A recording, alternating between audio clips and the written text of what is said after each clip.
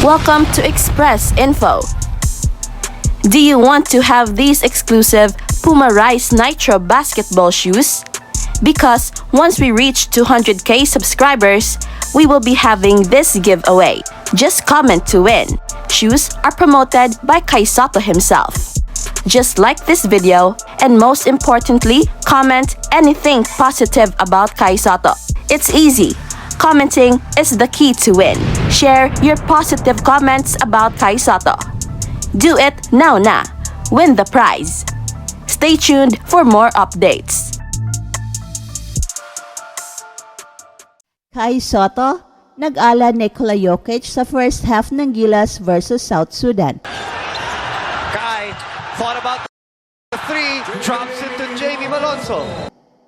Akala ng lahat ay titira na si Kai Sotto ng isang 3-point shot, but in a split second, nakita ni Kai Sotto si Jamie Malonzo sa ilalim, and instead of shooting from beyond the arc, he used a pinpoint pass to Jamie Malonzo para sa isang napakagandang play.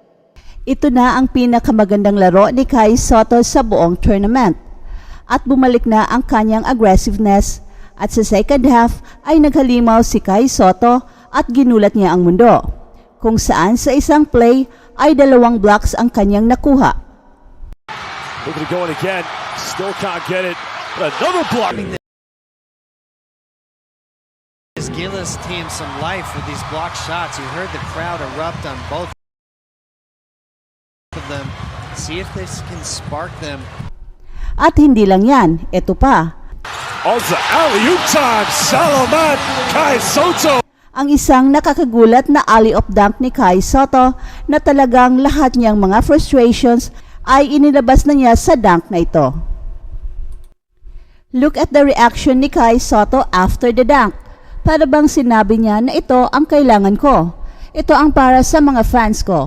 At ito ang para sa mga bashers.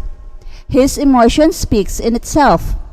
Kai Sotto scored 8 points and could have been more, pero dinaga lang sa free throw line. Pero hindi rin magpapahuli si Renz Abando. Here you see that. Look at that good test. Nice to watch. Sa kanyang kakaibang leaping ability, at sa opening quarter pa lang ay pinakitaan na tayo ni Renz Abando ng kanyang shot blocking ability. 2 tapal kaagad ang kanyang nakuha sa isang napaka-impressive play of defense and aggressiveness.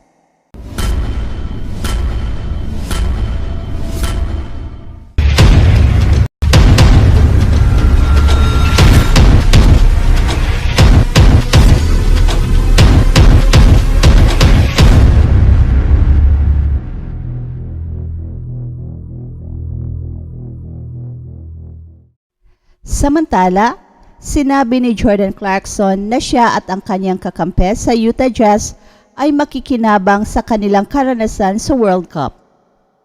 Tinukoy ni Jordan Clarkson ang kanyang kasamahan sa Utah Jazz na si Simone Fontecchio bilang isang magaling na competitor at pinangunahan niya ang koponan ng Italy sa kanilang tagumpay na 90-83 laban sa Gilas Pilipinas. At formal na natanggal ang Gilas Pilipinas para sa susunod na round. Si Simone Fontecchio ay may taas na 6'7", ay nagwakas ng may pinakamataas na 18 points at 6 rebounds at nag-ambag pa ng 3 3-pointers para sa Azzurri. Ang tagumpay na ito ay nagbigay daan para sa Italy na magkaroon ng pangalawang pwesto sa Group A.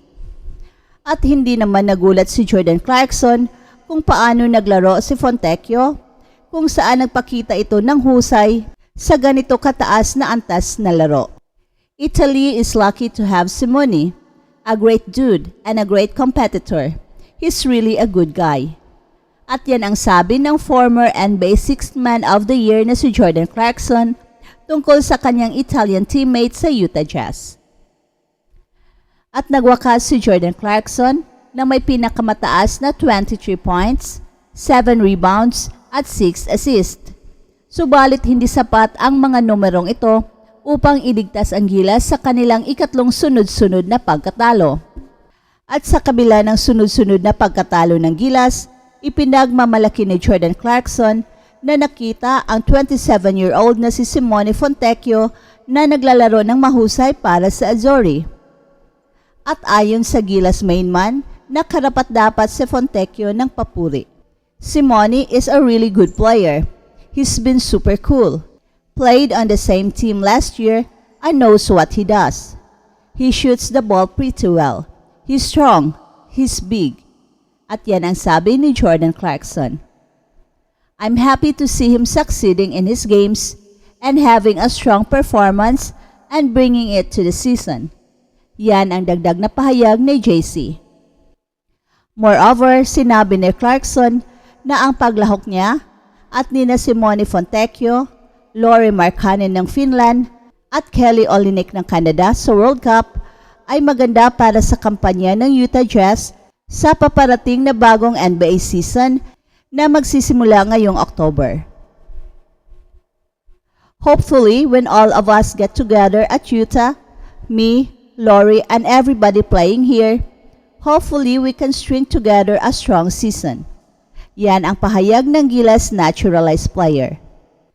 At si Simone Fontecchio, na itinanghal na nangungunang tagapagtala ng puntos para sa koponan ng Italia, ay buong pusong ipinahayag ang kanyang pagkamangha sa kagalingan ni Jordan Clarkson sa larangan ng basketball. At sa isang panayam, ipinaliwanag ni Fontecchio kung paano niya napansin ang malalim na kakayahan ni Clarkson sa paglalaro mula sa pag-atake hanggang sa pagbuo ng laro para sa kanyang koponan. Si Jordan Clarkson ay isang napakahusay na manlalaro.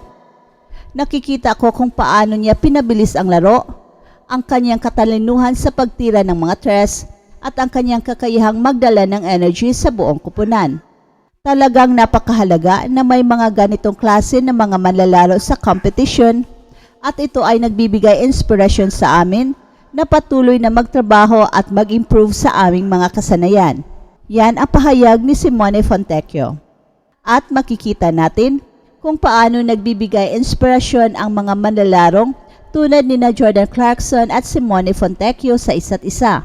Ipinapakita nito kung paano ang pagmamahal sa larangan ng basketball ay nagbibigay kulay sa international na competition at nagpapalakas sa pagkakaibigan ng iba't ibang bansa. It was great. He's a hell of a player.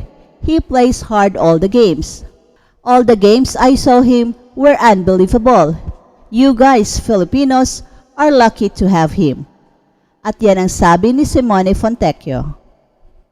That's it for now, guys. Pero bago kami magtatapos, ay huwag kalimutan na huwag magpahuli sa mga pinakabago mga kwento at balita ng kasiyahan at tagumpay. Bahala na ang mga marites dyan. Basta kami ay handang maghatid ng tunay na inspirasyon sa mundo ng sports.